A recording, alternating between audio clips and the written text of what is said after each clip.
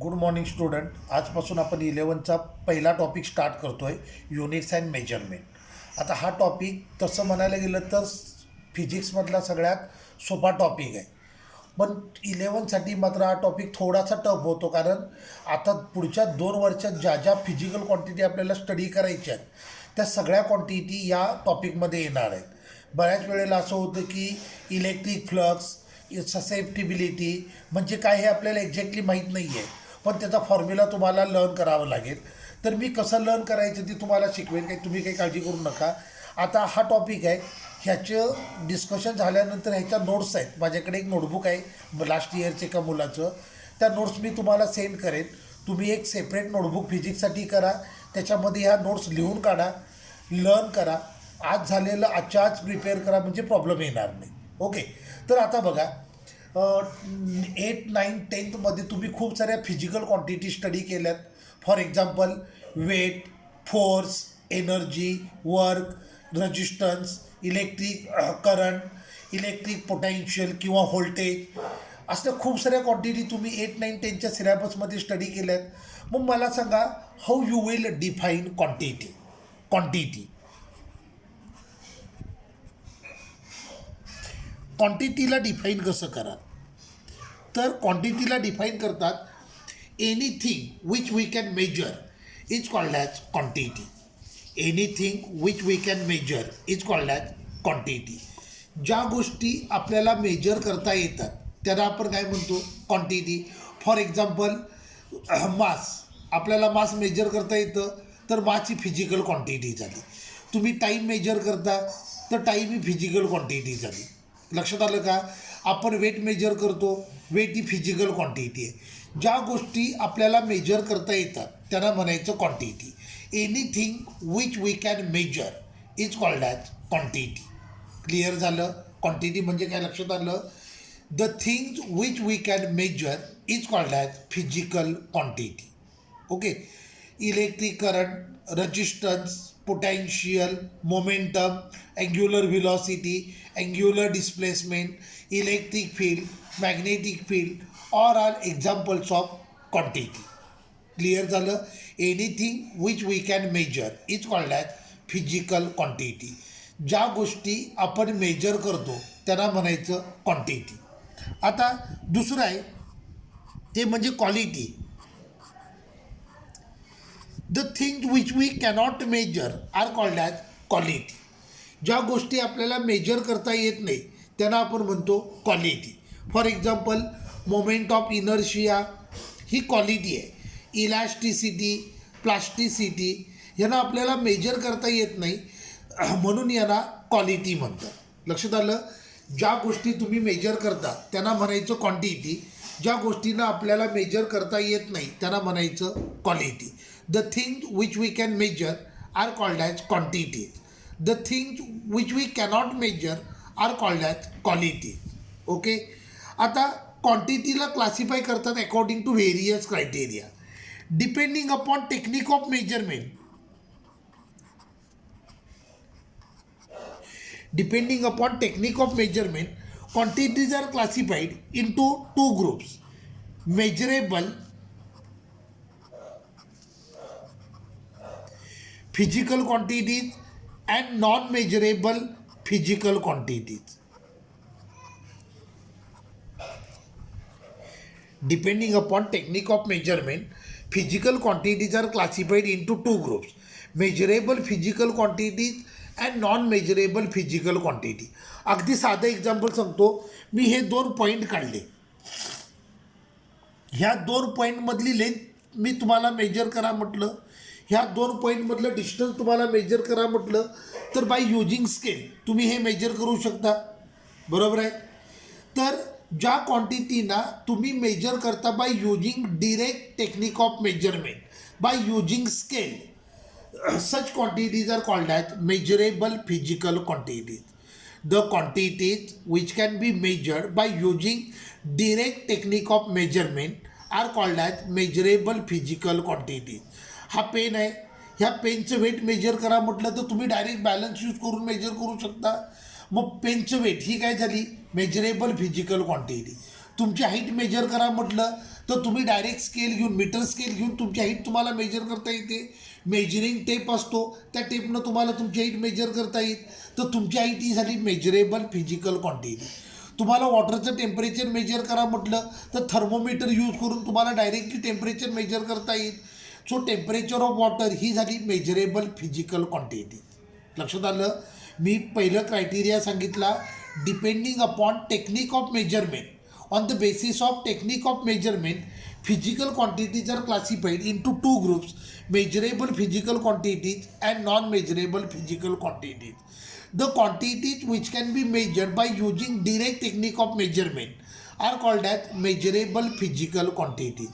ज्या क्वांटिटीना directly scale वापरून मेजर करता येतं त्यांना म्हणायचं मेजरेबल फिजिकल क्वांटिटीज.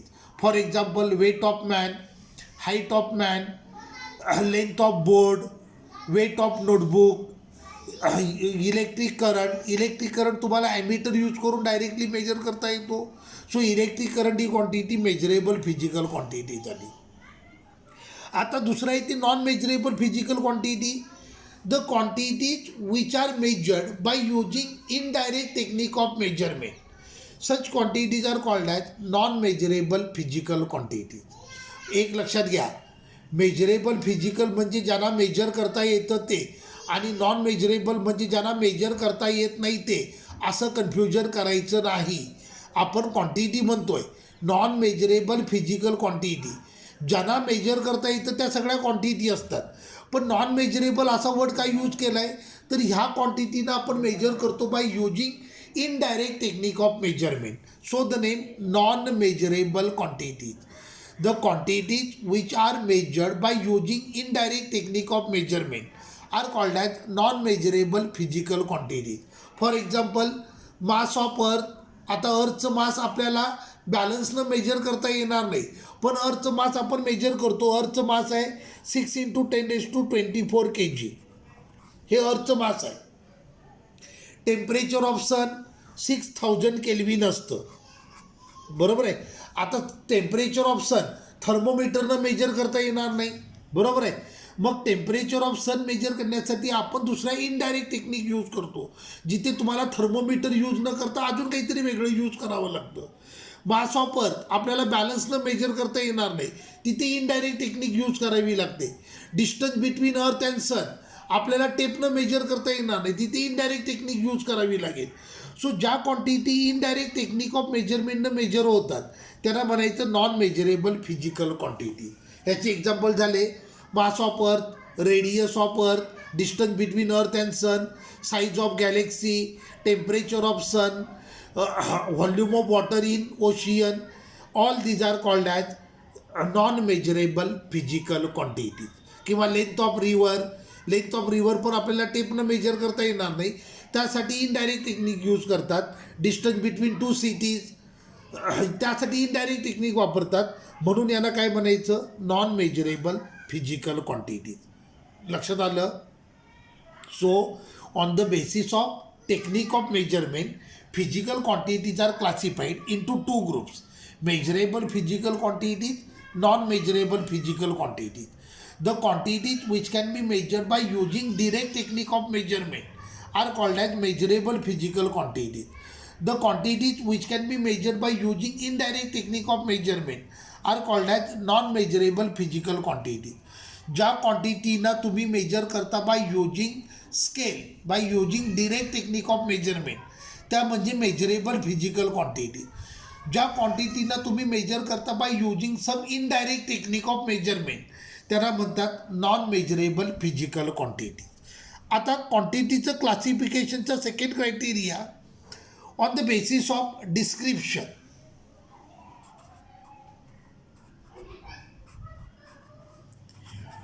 तुम्ही क्वांटिटीला कसं डिस्क्राईब करता, on the basis of that there are 3 types of quantities: scalar quantities, vector quantity and tensor quantity. On the basis of way of description, physical quantities are classified into 3 groups: scalar quantities, vector quantities and tensor quantities. हे तुम्हाला 9th मध्ये झालं आहे. आता scalar quantity म्हणजे काय, ज्या क्वांटिटीना डिस्क्राईब करण्यासाठी फक्त मॅग्निट्यूडची गरज असते, डिरेक्शनची गरज नसते, अशा क्वांटिटी म्हणजे scalar quantity. A quantity which can be completely describe by using its magnitude alone is called as scalar quantity. Magnitude याचा अर्थ रेकॉर्ड केलेली व्हॅल्यू. मी असं म्हटलं की वॉटरचं टेम्परेचर 100 डिग्री सेल्सिअस आहे, की तुमच्या डोळ्यांसमोर पिक्चर उभं राहतं, वॉटर आहे ते बॉईल होऊ लागलं आहे, बरोबर आहे, असंच पिक्चर उभं राहतं ना.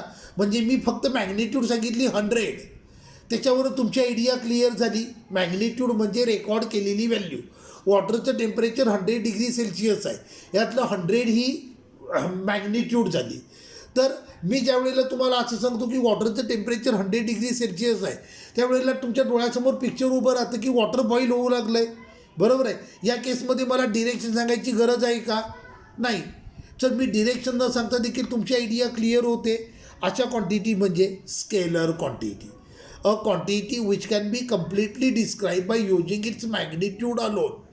सच quantities are called as scalar quantity. लक्षात आलं? मी म्हटलं रात्रीचे 2 वाजले. रात्रीचे 2 वाजले म्हटलं की तुमची आयडिया क्लिअर होते, बरोबर आहे. त्यासाठी डिरेक्शन सांगायची गरज आहे का? Towards east, towards west, towards north, असं डिरेक्शन सांगायची गरज नाही आहे. फक्त मॅग्निट्यूड सांगितली, तुमची आयडिया क्लिअर झाली. So such quantities are called as scalar quantity. A quantity which can be completely describe by using its magnitude alone are called as scalar quantity. आता वेक्टर क्वांटिटी बघा. A quantity which can be completely described by using its magnitude as well as by using direction, such quantities are called as vector quantities. ज्या क्वांटिटीना completely describe करण्यासाठी मॅग्निट्यूडची गरज असते आणि मॅग्निट्यूडसोबत डिरेक्शनची देखील गरज असते, अशा क्वांटिटी म्हणजे वेक्टर क्वांटिटी. फॉर एक्झाम्पल, मी असं म्हटलं my displacement is 5 kilometre. My displacement is 5 kilometre. मला सांगा तुमची आयडिया क्लिअर झाली का? तुमची आयडिया क्लिअर होते का? मी असं म्हटलं की माझं डिस्प्लेसमेंट 5 किलोमीटर आहे. तर असं म्हटल्यावर तुमची आयडिया क्लिअर होत नाही, कारण मी डिरेक्शन सांगितली नाही आहे. मग मी असं म्हटलं की माय डिस्प्लेसमेंट इज 5 किलोमीटर. कोणीतरी सपोज करेल की मी कदाचित ईस्टला चालत गेलो असेल, कोणीतरी सपोज करेल मी कदाचित वेस्टला चालत गेलो असेल, कोणीतरी कदाचित कन्सिडर करेल की मी नॉर्थला चालत गेलो असेल, कोणीतरी सपोज करेल मी साऊथला चालत गेलो असेल. मग तिथे कन्फ्युजन व्हायचा चान्स आहे. लक्षात आलं? म्हणजे मी फक्त मॅग्निट्यूड सांगितली, तुमची आयडिया क्लिअर होत नाही आहे.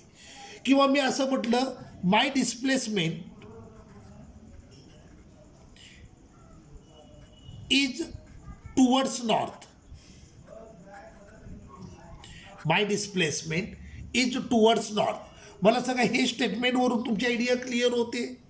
अजूनही आयडिया क्लिअर होत नाही. मी फक्त काय म्हटलं, मी नॉर्थला चालत गेलो आहे, पण किती? 1 किलोमीटर, 2 किलोमीटर, 3 किलोमीटर, 10 किलोमीटर. मी मॅग्निट्यूडबद्दल काही सांगितलं नाही आहे. म्हणजे बघा, व्हेक्टर क्वांटिटी असे आहेत की फक्त मॅग्निट्यूड सांगितली, तुमची आयडिया क्लिअर होत नाही. मी फक्त डिरेक्शन सांगितली, तुमची आयडिया क्लिअर होत नाही. पण मी जर असं म्हटलं my displacement is 10 kilometre towards east, आता मात्र तुमची आयडिया क्लिअर होते, कारण मी मॅग्निट्यूड आणि डिरेक्शन दोन्ही सांगितल्यात, बरोबर आहे. सो ज्या क्वांटिटीना डिस्क्राईब करायला मॅग्निट्यूड आणि डिरेक्शन दोन्ही लागतात, अशा क्वांटिटी म्हणजे वेक्टर क्वांटिटी. क्लिअर झालं? A quantity which requires both magnitude as well as direction for its complete description, such quantities are called as vector quantity. अजून आपल्याला डेफिनेशनला थोडंसं मॉडिफाय करायचं आहे. आता लक्ष द्या, हे नॉर्थ आहे, हे ईस्ट आहे, हे वेस्ट आहे आणि हे साऊथ आहे. ओके, मी असं म्हटलं my displacement is 10 kilometre towards north. मी असं म्हटलं my displacement is 10 kilometre towards north. हां, मी आता असं म्हटलं की my displacement is 10 kilometre towards north. आता मी एक अगदी सिंपल क्वेश्चन विचारतो, what is my displacement towards south. मी नॉर्थला 10 किलोमीटर चालत गेलो असं सपोज करा. What is my displacement toward south. तर ऑब्व्हियसली तुमचा आन्सर 0 असणार, कारण मी जर नॉर्थला चालत गेलो असेल तर साऊथला मी चालत जाणं पॉसिबल नाही आहे, कारण मी फिजिकली नॉर्थला गेलो आहे. म्हणजेच एकाच वेळेला मी नॉर्थला आणि साऊथला पॉसिबल असणार नाही आहे. त्यामुळं साऊथला माझं डिस्प्लेसमेंट किती असणार? 0. What is my displacement towards east. ईस्टला देखील माझं डिस्प्लेसमेंट 0च असणार, कारण मी नॉर्थला चालत गेलो आहे. मी जर नॉर्थला चालत जात असेल तर मी साऊथला किंवा ईस्टला किंवा वेस्टला असणं पॉसिबल नाही आहे. म्हणजे माझं डिस्प्लेसमेंट ईस्टला 0 असणार, साऊथला 0 असणार, वेस्टला 0 असणार. 30 डिग्री टू द ईस्ट याही डिरेक्शनला माझं डिस्प्लेसमेंट 0 असणार. तर व्हेक्टर क्वांटिटी म्हणजे काय बघा, त्या क्वांटिटीना मॅग्निट्यूड आहे, त्या क्वांटिटीना डिरेक्शन आहे, पण त्यांची मॅग्निट्यूड फक्त एकाच डिरेक्शनला नॉन झिरो आहे. For remaining all possible direction it possess 0 magnitude. Such quantities are called as vector quantities. Clear झालं? Vector quantities are the quantities which possess both magnitude as well as direction, and they possess non-zero magnitude in only one direction. For remaining all possible direction it possess 0 magnitude. Such quantities are called as vector quantities. लक्षात आलं? Vector क्वांटिटीला magnitude असते, वेक्टरला direction असते, पण त्याची magnitude not equal to 0, फक्त एकाच डिरेक्शनला असते. For remaining all possible direction it possess 0 magnitude. Such quantities are called as vector quantities. Clear झालं? वेक्टरचे एक्झाम्पल म्हणजे velocity, acceleration, displacement, then momentum, angular velocity, angular acceleration, angular momentum, all these are vector quantity. Difference लक्षात आला? Scalar म्हणजे काय लक्षात आलं, vector म्हणजे काय क्लिअर झालं. स्केलर क्वांटिटी डिरेक्शन इंडिपेंडंट असतात, तर व्हेक्टर क्वांटिटी डिरेक्शन डिपेंडंट असतात. आता थर्ड क्वांटिटी आहे ती म्हणजे टेन्सर क्वांटिटी. आता लक्ष द्या, a physical quantity which requires both magnitude as well as direction for its complete description but possess different non zero magnitude in different direction. Such quantities are tensor quantity. अगदी साधं example घेऊया. Suppose करा मी बोलतोय, एक man इथे आहे, एक man इथे आहे, एक मॅन इथे आहे आणि एक मॅन इथे आहे, बरोबर आहे. आता हे डिफरंट मॅन आहेत, ते माझ्यापासून डिफरंट डिरेक्शनवर आहेत, पण माझं बोलणं सगळ्यांना ऐकू जाणार आहे. हा पण ऐकतोय, हा पण ऐकतोय, हा पण ऐकतोय. मी काय म्हटलं बघा, मी बोलतोय, हे सगळे मॅन माझं बोलणं ऐकू लागलेत, पण ह्या मॅननं जी इंटेन्सिटी रिसिव्ह केले तेवढी इंटेन्सिटी हा रिसिव्ह करणार नाही, तेवढी इंटेन्सिटी हा रिसिव्ह करणार नाही, तेवढी इंटेन्सिटी हा रिसिव्ह करणार नाही. माझं बोलणं सगळ्यांना ऐकू जाईल, पण प्रत्येकानं ऐकलेली लाऊडनेस असेल ती डिफरंट असेल. म्हणजे माझं बोलण्याची जी इंटेन्सिटी आहे त्याला डिफरंट डिरेक्शनला डिफरंट मॅग्निट्यूड आहेत, which are other than 1, which are other than 0.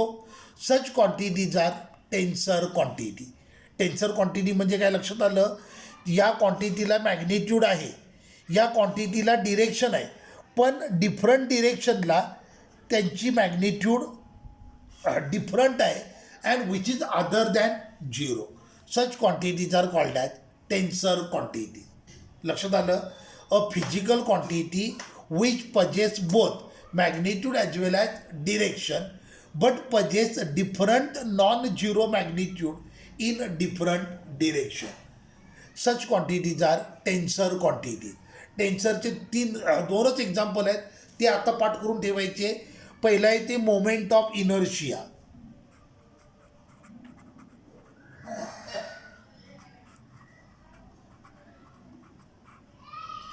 Moment of inertia आणि दुसरी क्वांटिटी आहे स्ट्रेस. ह्या दोन क्वांटिटी आहेत त्या टेन्सर क्वांटिटी आहेत. आता तुमच्या लक्षात आलं, व्हेक्टर आणि टेन्सर ह्यांच्यामध्ये सिमिलॅरिटी काय असेल, तर दोघांनाही मॅग्निट्यूड आणि डिरेक्शन आहे. दोघात डिफरन्स काय आला, व्हेक्टरची मॅग्निट्यूड फक्त एकाच डिरेक्शनला नॉन झिरो असते. For remaining all possible direction त्याची मॅग्निट्यूड झिरो असते. तर टेन्सरच्या केसमध्ये टेन्सरची मॅग्निट्यूड डिफरंट डिरेक्शनला डिफरंट असते आणि ती अदर दॅन झिरो असते. लक्षात आलं. तर हे झाली tensor quantity. So on the basis of description physical quantities are classified into 3 groups: scalar quantity, vector quantity and tensor quantity. आता क्लासिफिकेशनचा third criteria depending upon dependence. Depending upon dependence, physical quantities are classified into 2 groups: fundamental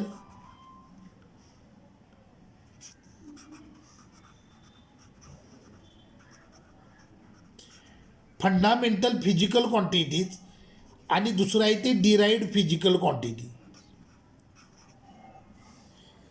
On the basis of dependence, quantities are classified into 2 groups: fundamental physical quantities and derived physical quantities. आता fundamental quantity म्हणजे काय बघा. For example mass he fundamental quantity आहे. मला सांगा, तुम्हाला जर मास major करायचं असेल, मास मेजर करण्यासाठी तुम्ही लेंथ मेजर कराल का? नाही. मास मेजर करताना लेंथ मेजर करायची गरज नाही आहे. तुम्ही टाईम मेजर कराल का? मी तुम्हाला सांगितलं की माझ्याकडे हा पेन आहे, ह्या पेनचं मास मेजर करा. पेनचं मास मेजर करण्यासाठी पेनची लेंथ मेजर करायची गरज आहे का? नाही. टाईम मेजर करायची गरज आहे का? नाही. पेनचं टेम्परेचर मेजर करायची गरज आहे का? नाही. याचा अर्थ काही क्वांटिटी अशा असतात त्यांचं मेजरमेंट दुसऱ्या कोणत्याही क्वांटिटीच्या मेजरमेंटवर डिपेंड नसतं. अशा क्वांटिटी म्हणजे fundamental quantity. Physical quantity whose measurement does not depend upon measurement of any other physical quantity. Such quantities are called as fundamental physical quantities. A physical quantity whose measurement does not depend upon measurement of other physical quantities are called as fundamental physical quantities. आणि युनिवर्समध्ये फक्त 7 quantities आहेत, त्या fundamental quantities आहेत. आणि त्या quantity म्हणजे length, mass, time, electric current, temperature, luminous intensity आणि amount of substance. हे पुढे होईल. तर ह्या 7 क्वांटिटीज आहेत त्या फंडामेंटल क्वांटिटीज आहेत. फंडामेंटल क्वांटिटीजची आयडिया क्लिअर झाली. ज्या क्वांटिटीचं मेजरमेंट दुसऱ्या कोणत्याही क्वांटिटीच्या मेजरमेंटवर डिपेंड नसतं, अशा क्वांटिटी म्हणजे फंडामेंटल फिजिकल क्वांटिटी. आणि युनिवर्समध्ये 7 क्वांटिटीज आहेत, त्याच फक्त फंडामेंटल क्वांटिटीज आहेत. आता दुसरं म्हणजे derived physical quantities. A physical quantity whose measurement depends upon measurement of some other physical quantities are called as derived physical quantities. A physical quantity whose measurement will depend upon measurement of some other physical quantities are called as derived physical quantities. आता ह्या 7 quantity सोडून दिल्या की उरलेल्या सगळ्या quantity आहेत त्या derived physical quantities आहेत. म्हणजे velocity, acceleration, force, momentum, then resistance, potential, electric field, magnetic field, ह्या सगळ्या क्वांटिटी आहेत त्या डिराइव्ड फिजिकल क्वांटिटीज आहेत. फॉर एक्झाम्पल स्पीडचा फॉर्म्युला असतो डिस्टन्स अपॉन टाईम. बरोबर आहे. आता स्पीडचं मेजरमेंट कोणाच्या मेजरमेंटवर डिपेंड असणार आहे? डिस्टन्सच्या मेजरमेंटवर आणि टाईमच्या मेजरमेंटवर. तर याला म्हणतात डिराइव्ड फिजिकल क्वांटिटी. लक्षात आलं. स्पीडचं मेजरमेंट डिपेंड असतं on measurement of distance and on measurement of time. म्हणून स्पीड ही क्वांटिटी कोणती झाली? डिराइव्ड फिजिकल क्वांटिटी झाली. Force is equal to mass into acceleration. फोर्सचं मेजरमेंट आहे, it will depend upon measurement of mass and measurement of acceleration. Therefore force is derived physical quantity. Clear झालं? लक्षात आलं का तुमच्या? तर एक लक्षात ठेवायचं, हे इम्पॉर्टंट नीटवाले पॉईंट किंवा जेईवाले point. Displacement is vector quantity, distance is scalar quantity.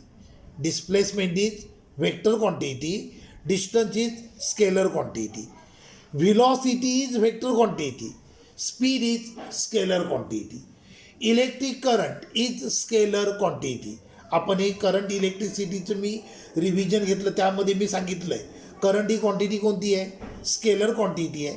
तर आता आपण डिस्कस केलं क्लासिफिकेशन ऑफ क्वांटिटीज. सो क्वांटिटीना क्लासिफाय करतात according to various criteria depending upon technique of measurement. Quantities are classified into 2 groups, measurable and non measurable.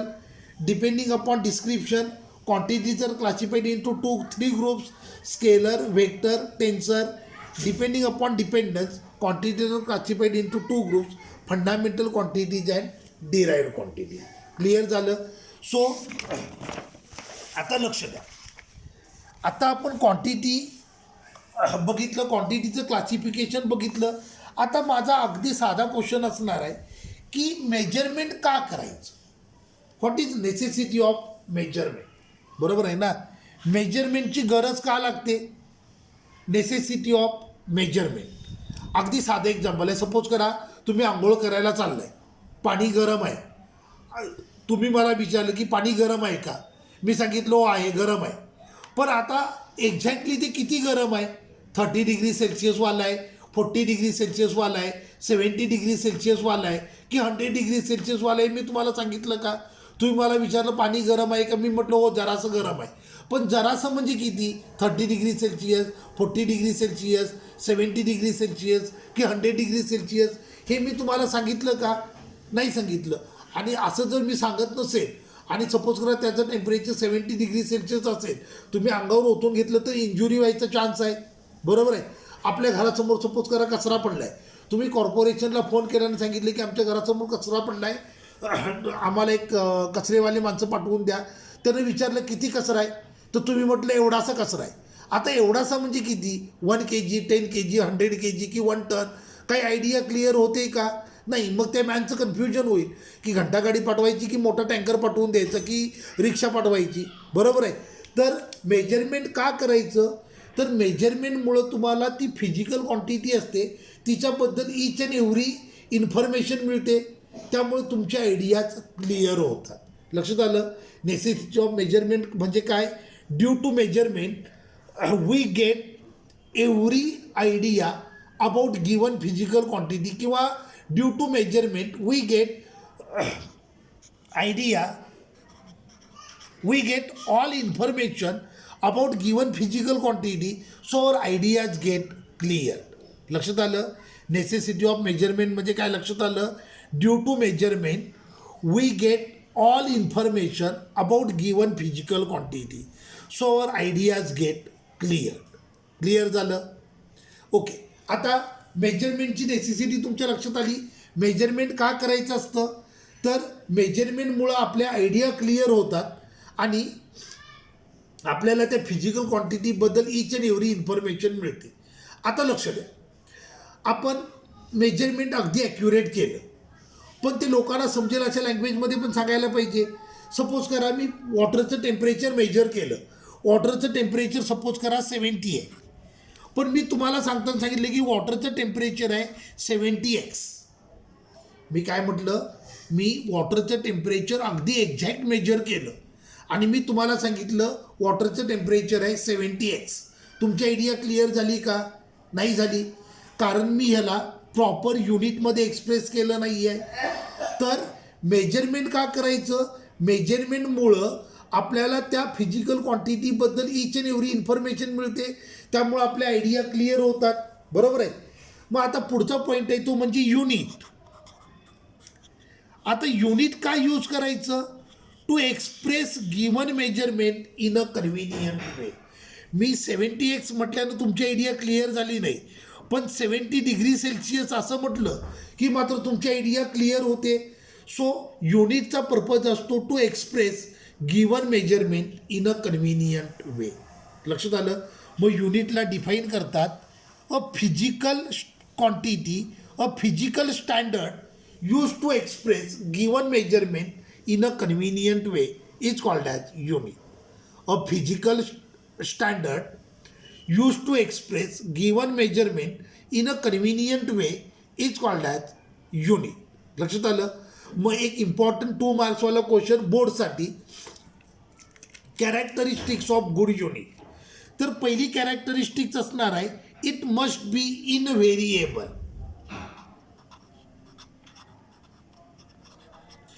It must be invariable याचा अर्थ everywhere in a universe it must remains constant. Unit कसं असायला पाहिजे, ती invariable असायला पाहिजे. Everywhere in a world it must be remains constant. Second, it must be universally accepted. तुम्ही वर्ल्डमध्ये कुठेही जा, ती युनिट ॲक्सेप्ट व्हायला पाहिजे. लक्षात आलं. It should be easily reproducible. त्या युनिटच्या कॉपीज, नंबर ऑफ कॉपीज आपल्याला करता यायला पाहिजेत. तर ही त्याची third characteristic, reproducible. Reproducible. Then it should be easy to operate. लक्षात आलं. ऑपरेट करायला अगदी सोपं पाहिजे. फॉर एक्झाम्पल आपलं वॉच असतं बघा, घड्याळ, त्याचा टाईम रीड करण्यासाठी काही क्लास लावावा लागत नाही. तुम्हाला टाईम रीड करता येतो. मार्केटमध्ये भाजीवाली असते, ती भाजी मेजर करायला कुठे क्लासला गेलेली नसते, ती शाळेत पण गेलेली नसते, तरी देखील तिला भाजीचं मेजरमेंट करता येतं. तर युनिट कसं असायला पाहिजे, it should be easy to operate. तर ह्या युनिटचे कॅरेक्टरिस्टिक्स, युनिटचे कॅरेक्टरिस्टिक्स, पहिलं it should be invariable, it should be universally accepted, it should be reproducible, म्हणजे त्याचा नंबर ऑफ कॉपीज करता यायला पाहिजेत. It should be easily copied, it should be easy to operate. Clear झालं. आता युनिटचा types of units.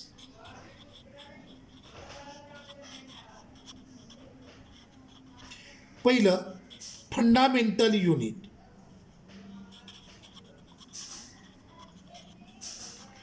Fundamental unit आणि second असणार आहे डिराइव्ड युनिट.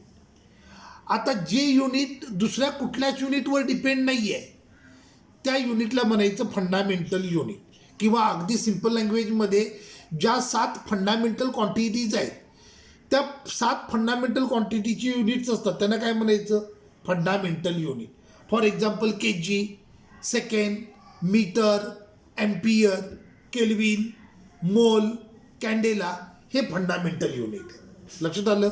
फंडामेंटल युनिट म्हणजे काय, a unit which does not depend upon any other unit is called as fundamental unit. Derived unit म्हणजे काय, a unit which depend upon other unit is called as derived unit. For example व्हिलॉसिटीचे unit असतं metre per second. आता व्हिलॉसिटीचे unit metre आणि second यांच्यावर depend आहे, त्यामुळं डिराइव्ड युनिट झालं. किंवा फॉर एक्झाम्पल न्यूटन म्हणजेच के जी मीटर पर सेकंड स्क्वेअर. तर न्यूटन हे कशावर डिपेंड आहे, के जी मीटर आणि सेकंड स्क्वेअरवर डिपेंड आहे. तर याला म्हणायचं डिराइव्ड युनिट.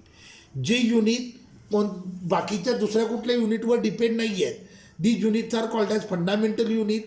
आणि जे युनिट दुसऱ्या युनिटवर डिपेंड असतं त्याला म्हणायचं डिराइव्ड युनिट. क्लिअर झालं. आजच्यापुरतं थांबूयात.